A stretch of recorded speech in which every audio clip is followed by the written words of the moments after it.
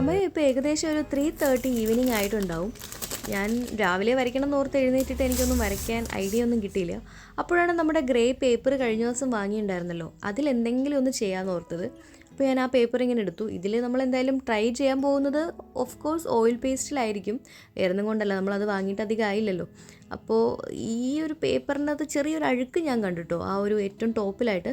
പക്ഷേ കുഴപ്പമില്ല, നമ്മൾ ഓയിൽ പേസ്റ്റിൽ യൂസ് ചെയ്യുമ്പോൾ അതെന്തായാലും നമുക്ക് കവർ ചെയ്ത് പോകാൻ പറ്റും. പിന്നെ നമുക്കിതൊന്ന് ടേബിളിൽ ഫിക്സ് ചെയ്യാൻ വേണ്ടിയിട്ട് ഒരു ടേപ്പ് എടുക്കുന്നുണ്ട്. ഞാൻ ഈ ഒരു മാസ്കിംഗ് ടേപ്പാണ് എടുക്കുന്നത്. നല്ല ഗമ്മാണ് കേട്ടോ ഇത്. ശരിക്കും പറഞ്ഞിട്ടുണ്ടെങ്കിൽ നമ്മുടെ പേപ്പറിനെ ഡാമേജ് ചെയ്യാനായിട്ടുള്ള ബെസ്റ്റ് സാധനം എന്ന് വേണമെങ്കിൽ പറയാം. അതുകൊണ്ട് നമ്മളിങ്ങനെ കുറച്ച് നേരം കൈകൊണ്ടോ അല്ലെങ്കിൽ നമ്മുടെ സ്കിന്നിൽ ഒട്ടിച്ച് വെച്ചോ ഒക്കെ അതിൻ്റെ ഗമ്മ് കുറച്ച് കളഞ്ഞതിന് ശേഷം നമ്മൾ ഒട്ടിക്കുന്നതായിരിക്കും നമ്മുടെ ആർട്ട് വർക്കിന് സേഫ്റ്റി എന്ന് വേണമെങ്കിൽ പറയാം.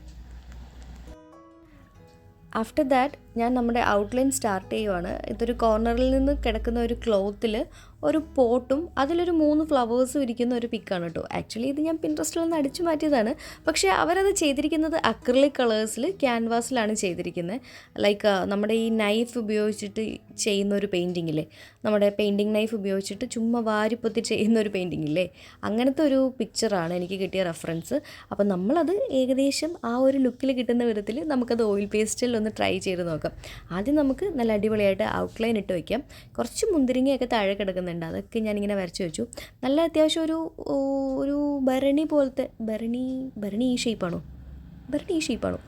ഭരണി പോലത്തെ ഒരു ഷേപ്പായിട്ടാണ് എനിക്ക് തോന്നിയത്. പിന്നെ അതിനകത്ത് കുറച്ച് ഫ്ലവേഴ്സേ ഉള്ളൂ, ജസ്റ്റ് 3 ഫ്ലവേഴ്സും കുറച്ച് ലീഫും മാത്രമേ ഉള്ളൂ. അതുകൊണ്ട് നമുക്ക് ഒരുപാട് വരച്ച് കഷ്ടപ്പെടേണ്ടി വരില്ല എന്നാണ് എനിക്ക് തോന്നുന്നത്. എനിവേ നമുക്ക് നോക്കാം.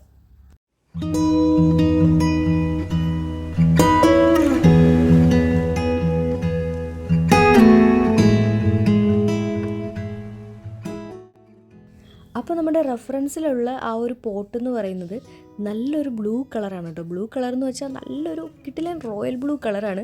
ശരിക്കും പറഞ്ഞിട്ടുണ്ടെങ്കിൽ ഈ റോയൽ ബ്ലൂ കളറൊക്കെ നമ്മൾ പോട്ട് വരച്ച് കഴിഞ്ഞാൽ അതിനൊരു ഹൈലൈറ്റ് ഒക്കെ ആഡ് ചെയ്ത് കഴിയുമ്പം അത് ശരിക്കും ഭയങ്കര റിയലിസ്റ്റിക് ആയിട്ട് ഫീൽ ചെയ്യും. ശരിക്കും എൻ്റെ റെഫറൻസിൽ അത് നല്ല റിയലിസ്റ്റിക് ആണ്. ഞാൻ ഈ ഓയിൽ പേസ്റ്റിൽ വെച്ച് ചെയ്ത് വരുമ്പം എന്താകുമെന്ന് എനിക്ക് അറിഞ്ഞൂടാ, നമുക്ക് എന്തായാലും നോക്കാം. ഇത് ശരിക്കും പറഞ്ഞാൽ കൊച്ചു കുട്ടികൾക്ക് വരെ ഈസി ആയിട്ട് ചെയ്യാൻ പറ്റുന്ന ഒരു പെയിൻറ്റിംഗ് ആണ് കേട്ടോ. വേറെ ഒന്നും കൊണ്ടല്ല, നമ്മുടെ ഈ മീഡിയം ഉണ്ടല്ലോ, ഇത് ഞാൻ ഈ റീസെൻ്റായിട്ട് യൂസ് ചെയ്തതിൽ എനിക്ക് ഏറ്റവും ഹാപ്പിനെസ്സോടുകൂടി ഞാൻ വരച്ചിട്ടുള്ളത് ഈ ഓയിൽ പേസ്റ്റൽസ് വെച്ചിട്ടുള്ള പെയിൻറ്റിങ്സാണ്. വേറെ ഒന്നും കൊണ്ടല്ല, നമുക്കത് ബ്ലെൻഡ് ചെയ്യാനും നമുക്ക് ഭയങ്കര ഈസി ആയിട്ട് ചെയ്ത് തീർക്കാനും പറ്റും. നമ്മൾ ഒരു പെയിൻറ്റിങ് ചെയ്യുമ്പോൾ നമുക്ക് ഏറ്റവും കൂടുതൽ വരുന്ന ബുദ്ധിമുട്ടുകൾ എന്ന് പറയുന്നത് നമ്മളത് ഫിനിഷ് ചെയ്യാനായിട്ട് എടുക്കുന്ന ടൈമാണ്. ഓഫ് കോഴ്സ് അതിൻ്റെ പേഷ്യൻസിനാണ് നമ്മളതിന് വാല്യൂ കൊടുക്കുന്നത്. ബട്ട് സ്റ്റിൽ നമുക്ക് ഈ ഒരു ഐറ്റം വെച്ചിട്ട് നമ്മളൊരു പെയിൻറ്റിങ് ചെയ്യുമ്പം നമ്മൾ വിചാരിക്കുന്നതിനെക്കാട്ടിലും നേരത്തെ നമുക്കത് ചെയ്ത് തീർക്കാൻ പറ്റുന്നുണ്ട്. അതിൻ്റെ ഒപ്പം തന്നെ നമ്മൾ ഉദ്ദേശിക്കുന്ന റിസൾട്ടും നമുക്ക് കിട്ടുന്നുണ്ട്. നമ്മൾ ഏത് ഒരു റിയലിസ്റ്റിക് ആയിട്ടാണ് ഉദ്ദേശിക്കുന്നതെങ്കിൽ അങ്ങനെ, അതല്ല ഒരു പണ്ട് കാലത്ത് പെയിൻറ്റിങ്ങിനൊക്കെ ഒരു പ്രത്യേക ടെക്സ്ചർ ഉണ്ടാവും. നമ്മൾ കണ്ടിട്ടില്ലേ ചില പണ്ടത്തെ ഒരു ഫ്രഞ്ച് പെയിൻറ്റിങ്സിനൊക്കെ ഒരു പ്രത്യേക തരം ടെക്സ്ചർ ഉണ്ടാവും. ഓയിൽ പെയിൻറ്റിങ് വെച്ചിട്ട് ചെയ്യുന്നതാണ്. പക്ഷെ അത് നമുക്ക് ഈ ഒരു ഓയിൽ പേസ്റ്റിൽ വെച്ചിട്ട് നമുക്ക് കുറഞ്ഞ ടൈമിൽ ആ ഒരു സംഭവം ചെയ്തെടുക്കാൻ പറ്റും. ഞാൻ അത്യാവശ്യം മടിയുള്ള കൂട്ടത്തിലാണ്, അതുകൊണ്ടായിരിക്കാം മേ ബി എനിക്ക് ഈ സംഭവം ഇത്രയ്ക്ക് അങ്ങോട്ട് ഇഷ്ടപ്പെട്ടത്. പക്ഷേ എനിക്കിതിനകത്ത് ഇഷ്ടപ്പെടാത്തൊരു കാര്യമുണ്ട്, ഇത് പെട്ടെന്ന് അങ്ങോട്ട് തീർന്നു പോവും. അതാണ് നമ്മുടെ സങ്കടം. മറ്റേ ഡോംസ് ആയിരുന്നപ്പോൾ എനിക്ക് അത്രയും പ്രശ്നം ഉണ്ടായിരുന്നില്ല, കാരണം അത് നമ്മൾ വലിയ റേറ്റ് കൊടുത്ത് വാങ്ങിയതല്ലല്ലോ. എന്നാലും പക്ഷേ ഡോംസ് ഇത്രയും എളുപ്പത്തിൽ തീരുന്നുണ്ടായിരുന്നില്ല കേട്ടോ. പക്ഷേ ഇത് കുറച്ച് ഫാസ്റ്റായിട്ട് തീർന്നു പോകുന്നുണ്ടോ എന്നൊരു ഡൗട്ടല്ല, സത്യമാണ്. നമ്മൾ ഓൾറെഡി പറഞ്ഞ പോലെ തന്നെ ഇത് അത്യാവശ്യം നല്ല സ്മൂത്ത് ആയതുകൊണ്ട് പെട്ടെന്ന് അങ്ങോട്ട് തീർന്നു പോകും. അതൊരു സങ്കടപ്പെട്ട കാര്യമാണ്. ഇത്രയും പൈസ കൊടുത്ത് വാങ്ങിയിട്ടേ എന്നാലും ഒരു 5-6 പെയിൻറ്റിങ് ചെയ്യാനായിട്ടുള്ളത് കിട്ടും എന്നാണ് എൻ്റെ ഒരു വിശ്വാസം. പിന്നെ ഏറ്റവും വലിയ പ്രശ്നം എന്താണെന്ന് വെച്ചാൽ നമ്മൾ ഈ ഒരുപാട് കളേഴ്സുള്ള സെറ്റ്, അതിനി കളർ പെൻസിലായിക്കോട്ടെ ഈ ഓയിൽ പേസ്റ്റിലായിക്കോട്ടെ, എന്തായാലും നമുക്ക് എല്ലാ കളേഴ്സും അതിനകത്തൊന്നും യൂസ് വരുന്നില്ലല്ലോ. നമ്മൾ കൂടുതലായിട്ട് യൂസ് ചെയ്യുന്ന കളേഴ്സ് എന്ന് പറയുന്നത് black, skin tone, grey, white, pink, red, yellow, ഇങ്ങനത്തെ ഷെയ്ഡ്സൊക്കെ ആയിരിക്കും നമ്മൾ കൂടുതലായിട്ട് യൂസ് ചെയ്യുന്നത്. അപ്പോൾ അത് മാത്രമായിട്ടായിരിക്കും തീർന്നു പോകുന്നത്. ബാക്കി കുറേ കളേഴ്സ് നമ്മുടെ കയ്യിൽ ബാക്കി ഉണ്ടാവും. പക്ഷേ അപ്പോൾ നമുക്ക് ഈ കുറച്ച് കളേഴ്സ് തീർന്നു കഴിയുമ്പം അതിനു വേണ്ടി മാത്രമായിട്ട് നമുക്ക് പുതിയൊരു സെറ്റ് വാങ്ങിക്കുക എന്ന് പറയുന്നത് കുറച്ച് ബുദ്ധിമുട്ടുള്ള കാര്യമാണ്. കളർ പെൻസിലിൻ്റെ കാര്യത്തിലാണെങ്കിൽ നമുക്ക് കുഴപ്പമില്ല, കാരണം നമുക്ക് സിംഗിളായിട്ടൊക്കെ എല്ലാ കളേഴ്സും വാങ്ങിക്കാൻ കിട്ടും. ഫാബർ കാസ്റ്റലിൻ്റെയൊക്കെ ആണെങ്കിൽ സിംഗിളായിട്ട് എല്ലാ ഷെയ്ഡ്സും വാങ്ങിക്കാനായിട്ട് ആമസോണിൽ അവൈലബിൾ ആണ്. ഐ തിങ്ക് 150 റുപ്പീസ് ആ ഒരു റേറ്റും മറ്റും കണ്ടുള്ളൂ സിംഗിൾ പെൻസിലിന്. പക്ഷേ നമുക്ക് ഈ ഓയിൽ പേസ്റ്റിൽ എന്തായാലും അത് കിട്ടാൻ പോകുന്നില്ല. അതുകൊണ്ട് ഈ ഒരു സെറ്റ് തീർന്നു കഴിഞ്ഞാൽ, അതായത് ഈ ഒരു സെറ്റിൻ്റെ ഏതെങ്കിലുമൊക്കെ കുറേ കളേഴ്സൊക്കെ തീർന്നു കഴിഞ്ഞാൽ പിന്നെ ഞാൻ എന്തായാലും ഈ ബ്രഷ് സ്ട്രോ വാങ്ങിക്കാനായിട്ട് ഉദ്ദേശിക്കുന്നില്ല. ഇത് നല്ലതല്ലാത്തതുകൊണ്ടല്ല കേട്ടോ. ഞാൻ വേറൊരു ഓയിൽ പേസ്റ്റിലും കൂടി കണ്ടുവച്ചിട്ടുണ്ട് ഗൈസ്. വേറൊന്നുമല്ല, ഗാലറി എന്നാണ് അതിൻ്റെ പേര്. ഒരുപാട് പേര് പ്രൊഫഷണൽസ് ചെയ്ത് ഞാനത് കണ്ടു. അപ്പോൾ അത് കണ്ടപ്പോൾ തന്നെ അത് വേണം എന്നായിരുന്നു സത്യം പറഞ്ഞാൽ ആദ്യം എൻ്റെ മൈൻഡിലുണ്ടായിരുന്നത്. പക്ഷേ അത് കുറച്ചും കൂടി പ്രൈസ് കൂടിയ ഒരു പ്രൊഡക്റ്റാണ്. അപ്പോൾ നമുക്ക് എന്തായാലും വാങ്ങണം. പക്ഷേ ഇതിൻ്റെ കുറേ കളേഴ്സ് തീർന്നു കഴിയുമ്പോൾ നമുക്ക് ആ ഒരു സെറ്റ് വാങ്ങിക്കാം. അപ്പോൾ നമുക്ക് അതിൻ്റെ അൺബോക്സിങ്ങും ചെയ്യാമല്ലോ. ആഹാ, മുടുക്കനായി എൻ്റെ കൈ. ശരിക്കും പറഞ്ഞാൽ നമുക്ക് ഇത് വെച്ചിട്ട് ഇനി ബ്ലെൻഡ് ചെയ്യാൻ പറ്റില്ല, കാരണം ആ ഒരു ബ്ലൂ കളർ പിടിക്കും. അതുകൊണ്ട് ഞാൻ എൻ്റെ കൈ ഒന്ന് വാഷ് ചെയ്തിട്ട് ഗ്രേ കളർ ബ്ലെൻഡ് ചെയ്ത് കൊടുക്കുകയാണ്. പിന്നെ നമ്മുടെ ഈ ഗ്രേ പേപ്പർ ഉണ്ടല്ലോ, ഇതൊരു 310 GSM A3 സൈസിലുള്ളൊരു പേപ്പറാണ്. ഇത് ശരിക്കും നമ്മുടെ ഓയിൽ പേസ്റ്റലിന് ആപ്റ്റാണോ എന്ന് ചോദിച്ചാൽ അല്ല എന്ന് പറയുന്നതായിരിക്കും സത്യം. കാരണം വേറൊന്നും കൊണ്ടല്ല, ഓയിൽ പേസ്റ്റലിന് എപ്പോഴും കുറച്ച് ടെക്സ്റ്റേർഡ് ആയിട്ടുള്ളൊരു പേപ്പറായിരിക്കും നല്ലത്. നമ്മുടെ ഈ പേപ്പറിന് അത്രയ്ക്ക് അങ്ങോട്ട് ടെക്സ്റ്റേർഡ് ആയിട്ടുള്ളൊരു ലുക്കല്ല, ഒരു സ്മൂത്ത് ആയിട്ടുള്ളൊരു പേപ്പറാണ്. ഇത് കളർ പെൻസിലിൽ ചെയ്യാനായിട്ട് അടിപൊളിയായിരിക്കും.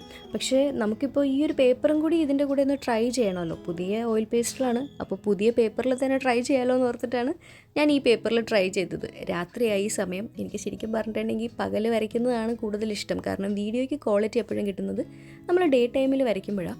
പക്ഷേ നമ്മളിത് സ്റ്റാർട്ട് ചെയ്തത് 3:30 ആയപ്പോഴാണ്. അതുകൊണ്ടാണ് ഈ ഒരു ടൈമിൽ വീഡിയോ എടുക്കേണ്ടി വന്നത്.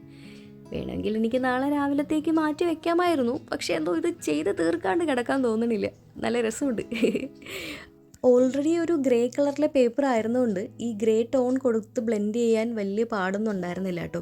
ഞാൻ അന്ന് ഒരു പെയിൻറ്റിങ് ചെയ്തപ്പോഴത്തേക്കും അതിൻ്റെ വൈറ്റിലേക്ക് എനിക്ക് ബ്ലാക്ക് കളറിലെ ബാക്ക്ഗ്രൗണ്ട് കൊടുത്തപ്പോൾ കുറച്ച് ഡിഫിക്കൽട്ടായിരുന്നു. കാരണം വൈറ്റിലേക്ക് ബ്ലാക്ക് ബ്ലെൻഡിങ് അത്രയും ഈസി ആയിരുന്നില്ല. ഞാൻ അതിന് വേണ്ടിയിട്ട് ഒരു ബോട്ടിൽ ഗ്രീൻ കളറും കൂടിയൊക്കെ അഡീഷണൽ ആഡ് ചെയ്തിട്ടാണ് ബ്ലെൻഡ് ചെയ്തത്. പക്ഷേ ഇത് ഗ്രേ പേപ്പറിലായതുകൊണ്ട്, ഗ്രേ കളറിലെ ബാക്ക്ഗ്രൗണ്ട് ആയതുകൊണ്ടും എനിക്ക് വലിയ സീനില്ലാണ്ട് അതങ്ങ് ബ്ലെൻഡ് ചെയ്യാൻ പറ്റി.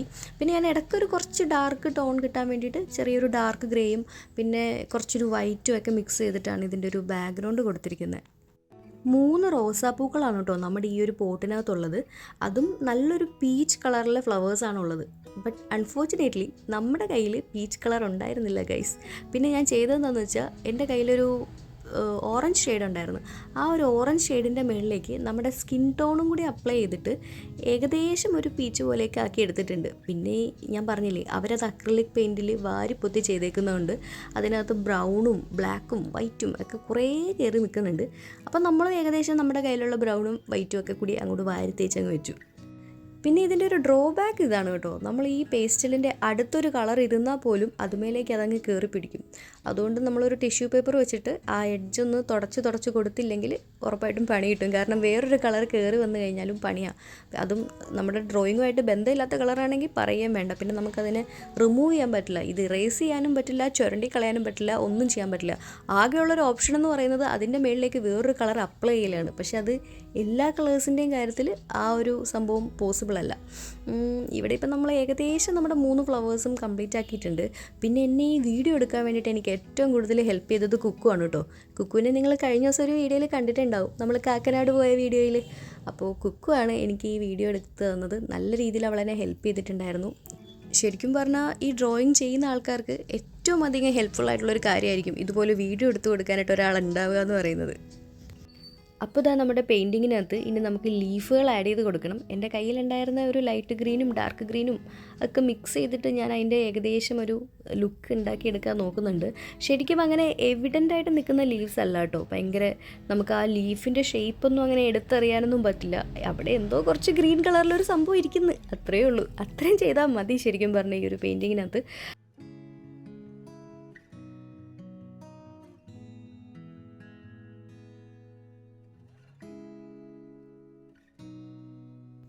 നമ്മൾ താഴെ കുറച്ച് മുന്തിരിങ്ങ കുട്ടികളെ വരച്ചിട്ടിട്ടുണ്ടായിരുന്നല്ലോ, അപ്പോൾ അവരെയാണ് നമ്മളിപ്പോൾ കളർ ചെയ്യുന്നത്. അതൊരു വയലറ്റ് ഷെയ്ഡും പിന്നെ ഒരു ഗ്രേ ഷെയ്ഡും ഒക്കെ മിക്സ് ചെയ്തിട്ടാണ് ഞാൻ ചെയ്യുന്നത് കേട്ടോ. ശരിക്കും പറഞ്ഞാൽ ഈ റൗണ്ട് ആയിട്ടുള്ള ഒബ്ജക്റ്റ് ഉണ്ടല്ലോ, അതായത് ആപ്പിള്, ആപ്പിൾ റൗണ്ടല്ല, പക്ഷേ ഞാൻ ഉദ്ദേശിച്ചത് നിങ്ങൾക്ക് മനസ്സിലായി കാണുമല്ലോ.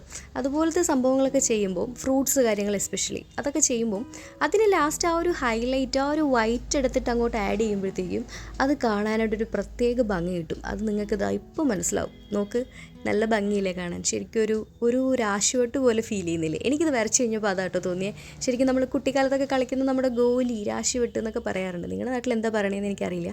നമ്മുടെ ഇവിടെ നമ്മൾ രാശിവെട്ട് എന്നായിരുന്നു പറഞ്ഞുകൊണ്ടിരുന്നത്, നമ്മുടെ സോഡേൻ്റെ അകത്തുനിന്ന് കിട്ടുന്ന സംഭവം. അതുപോലെയാണ് എനിക്ക് ശരിക്കും ഫീൽ ചെയ്തത്. അപ്പോൾ ഇവിടെ ബാക്കിയുള്ള കുറച്ച് മുന്തിരിങ്ങകളുണ്ട്, അതുമൊക്കെ ഞാൻ വരച്ച് സെറ്റാക്കി വെച്ചിട്ടുണ്ട്.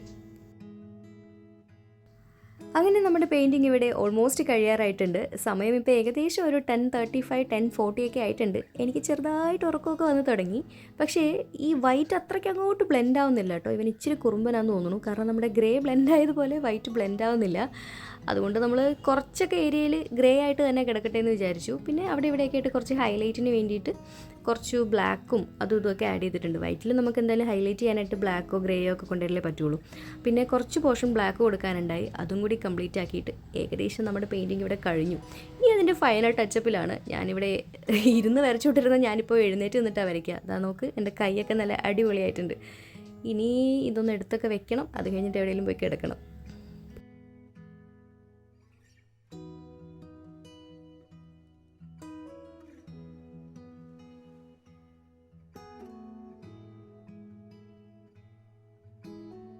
അപ്പോൾ ഇതാ നമ്മുടെ പെയിൻറ്റിങ് ഇവിടെ അടിപൊളിയായിട്ടുണ്ട്.